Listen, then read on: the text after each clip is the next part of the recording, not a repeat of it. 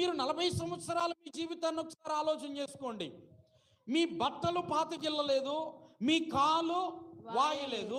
5వ వచనం, ఒకడు తన కుమారుని ఎట్లు శిక్షించెనో.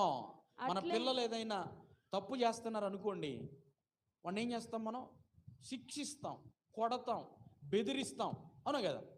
వాడిని మందలిస్తాం, వాడు బాగుండాలి అనే ఇవన్నీ చేస్తాం మనం, అవును కదా.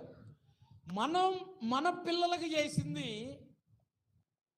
హలో వినండి, మనం మన పిల్లలకి చేసింది దేవుడు మనకి చేస్తున్నాడంట.